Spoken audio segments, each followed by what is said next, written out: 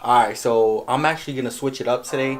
I'm gonna do a quick review of Scoutify too, because I've been using it for about, I want to say 5 to 10 days already. Um, so yeah, we're just gonna get right into it. I'm actually gonna do a little screen share. I record on my phone. That's what we're gonna get into today. So let's go ahead and look at Scoutify too. Let's get it.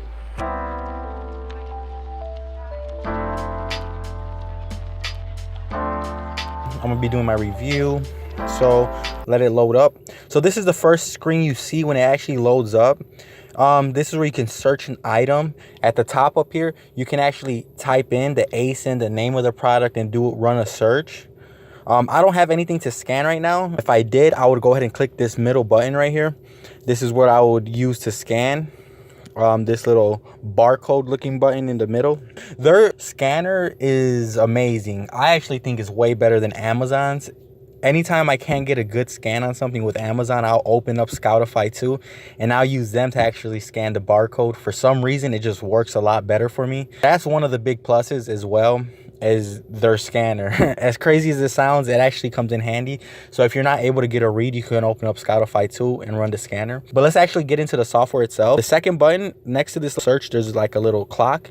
It's the history button. It's things I've been searching. It does have products that I actually searched before. Some of these products I bought, some of them I didn't. It helps me run the margins on these products as well. It's pretty cool that I can actually see the history, because say I scan some items in a store and I didn't purchase them, I can actually go through here and look at them again. And if I want to go back and pick them up at the store, that's something I can do. I do like the history feature, but the history feature is also in the Amazon Seller app as well. You could get it in the Amazon Seller app. You don't actually need the Scoutify as well. Plus about the Amazon Seller app is when you run the history, it actually has the number that you put in. So say in the Amazon Seller app, you put how much the item costs, it saves that information. Scoutify 2 does not save that information. That's just something to take into account. Let's go ahead and select one of these items. So let's go ahead and select this item right here.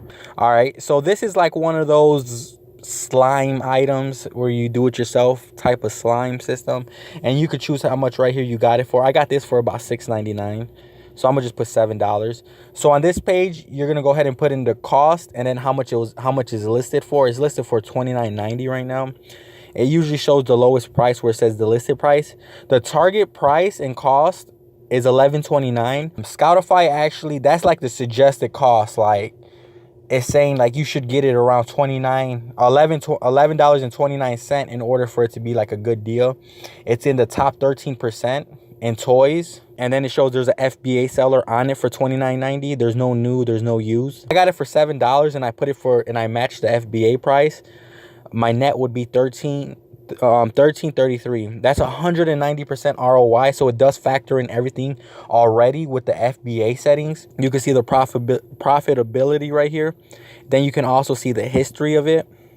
This history is my history of what I purchased, because I already ran it through the inventory labs. I purchased this item and I'm gonna sell it. I gotta send it into FBA, and that's what it's showing you right here, the purchase history. It's saying that I already purchased one and I'm already gonna send it into Amazon basically. And then you do have shopping cart right here, which is the active buy list. You can create a buy list when you go back to this product right here. If I go to add and it has that little shopping cart, I could create a buy list of things that I'm pretty much buying at the store, and it'll create a list of it. Another thing that's on this page is where it says research. If you click the research button right here, you could see the Amazon listing, the Amazon Prime listing, Camel, Book Scout, Keepa, eBay, Google, Amazon Restrict. Camel kind of gives you a better understanding of how much an item sells, but I believe it's down as the moment of this recording. So like if like example, I just click Camel. See, it's temporarily unavailable. So Camel is down right now. I'm gonna go ahead and hit the back button. So you can do research right here and see how much it's gonna go on eBay, the Prime listing, things like that. That's a cool feature that Scoutify has, that it can compare it to other websites as well. Another thing I like about it is it tells me it's in the top 13%. I can also change that, and I could click on it and it tells me it's 819,826. I don't know why that was so hard for me to do. And then it also has the ASIN number right above it. If I click it again, I like seeing the actual percentage of what it's in. over here, you can change, like say you wanted to list the price something else, you can change what you're going to list it for. I can list it for, and it'll tell me like, you know, the profit. And like I said over here, this is where you have the active buy list or the archived buy list. Like I don't have any active lists at this moment because everything I already bought, I already ran through Amazon, and basically I got to print out the label and send it in. So I don't actually have an active buy list at this moment in time. And then the last button you see is pretty much the settings button.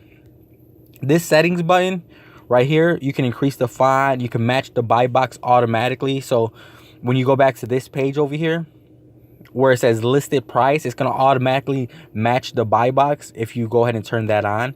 It'll keep history for the last 30 days. You could clear your history. You could check for restrictions. I leave that turned on. So if there is a restriction, then it's going to let me know that, you know, I'm pretty much restricted. The desired ROI, I put 80%. And this is where it gives you, this is where when you come back to this page over here, where the target cost / unit is telling me, in order for me to get that 80% ROI, I got to buy it at least $11.29 to get that 80% ROI. And while by it matching that list price, but since I got it for $7, that's way under the target cost. That's why at that point I'm at 190% ROI. I could change this percentage to whatever I want. I could put 30% if I'm looking for 30%. But for me personally, I'm doing 80%. So I wanted to show me how much it would be to get 80% ROI. And then the deal buy on, right here it has like the shipping rate. You could put all these in by default. So by default, it will factor in these costs as well, so you can see your ROI. And then you just got like the guides, stuff like that. So this is just like a quick little overview of me going through Scoutify 2. I love this app. Again, it helps me a lot with the scanner itself, and then me running in the numbers as well. Some of these features are in the Amazon seller app, you know, right off the bat. But one thing that threw me off, when the first time I ever went arbitraging, I had both of these because I started the 30-day trial when I actually paid for my seller account.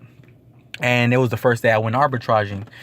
So the funny thing is, I ran it through the seller app, and I'm like, oh, there's this item. I'm like, oh, it's gonna make me so much money. I'm like, oh, this is so easy. It's the first item I scanned. It's gonna make me a lot of money.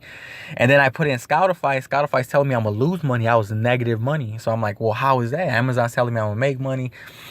The thing is, when you're in the seller app, the Amazon seller app, by default, it says merchant fulfillment. So that means you're going to fulfill it. You actually have to click Amazon fulfillment, the little tab, in order to see the right number. So then I was negative when I went to the Amazon fulfillment, but I wouldn't have noticed that until so I would have actually bought those items if I didn't open up Scoutify and run it and try to figure out what was going on. And when I figured out what was going on, it was because I wasn't clicking Amazon fulfillment. Again, it was my first time ever using the Amazon seller app, and me at the store, my first time arbitraging, first day, everything. But this came in handy in that instance. And it also comes in handy, you know, with the research button right here, where I'm able to just scan the item, run it through Keepa, run it to Camel, and run it through these different channels. It's a pretty handy. And it comes free with Inventory Labs. Inventory Labs it's separate from this. Kind of. I don't want to get too deep into Inventory Labs because right now I'm just doing this review on this Scoutify 2, and I don't want to go too much into Inventory Labs without you able to see it. So I'm just going over, like, you know, the most common things that you want to look for on here. And then again, like I said, it has the ASIN number right there. So when you're doing the Amazon listing, you want to go ahead and put in that ASIN number, and you can just click the research and pull up the Prime listing, pull up the Amazon listing that's not Prime, and run it through these different channels. And you could, you know, by default, like your desired ROI is 80%. So as soon as you scan an item, it's telling you right there the target cost of unit. That's how much you need to get it for in order to make your 80% profit. You get it below that, you're going to have a higher profit margin. All right. So I hope this is a little helpful for anybody that never used Scoutify 2, that's looking to use Scoutify 2. Or if you're using Scoutify 2, it gives you a little bit more insight of what I look for personally. Thank you for watching the video. Subscribe below. Go ahead and subscribe below. And we do have another video right over here. So you're going to subscribe, go to that video, and we're just going to keep this train rolling. Come on. Subscribe. Next video. Shouldn't still be watching. You should be hitting that next video. Why ain't you watching that video? Go, go, go, go, go, go, go, go, go.